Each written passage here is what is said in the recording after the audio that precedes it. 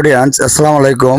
এ পর্যায়ে আমি উপস্থিত আছি আদমদীঘি উপজেলার আদমদীঘি রহিমউদ্দিন ডিগ্রি কলেজে।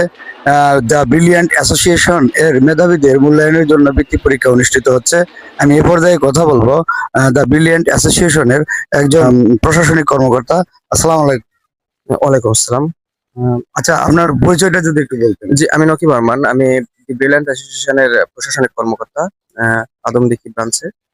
আর আচ্ছা, আজকে উপস্থিত শিক্ষার্থী বা পরীক্ষার্থীদের সম্পর্কে যদি কিছু বলতেন, বা বৃত্তি পরীক্ষার আপনাদের যে নিচ্ছেন এর মূল্যায়ন সম্পর্কে।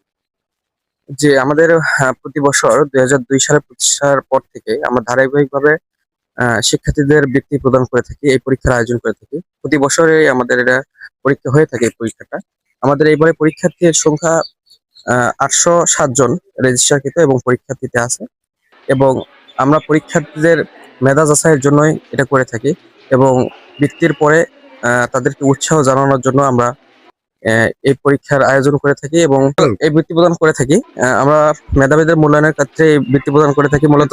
পরবর্তীতে পরবর্তীতে আমরা বৃত্তি পাওয়ার পরে তাদেরকে অভিনন্দন জানাই এবং সার্টিফিকেট প্রদান করে থাকি। শিক্ষার্থীদের উৎসাহমূলক বা অভিভাবকদের যদি কিছু বলতে চান বলতে পারেন। আমরা অভিভাবক থেকে বলতে চাই, আপনাদের বাচ্চাদের বা শিক্ষার্থীদের আমাদের পরীক্ষাতে অংশগ্রহণ করাবেন, কেননা এদের মাধ্যমে আমরা মেধা যাচাই করে থাকি। এই পরীক্ষার মাধ্যমে শত শত শিক্ষার্থী মেধা যাচাইয়ের তালিকায় চলে আসে এবং তারা উৎসাহ পায় পরবর্তীতে কিভাবে তারা তাদের মান উন্নয়ন, যা শিক্ষার মান উন্নয়নের জন্য এটা করে থাকে, তারা কিভাবে পরবর্তীতে ডেভেলপ করতে পারবে।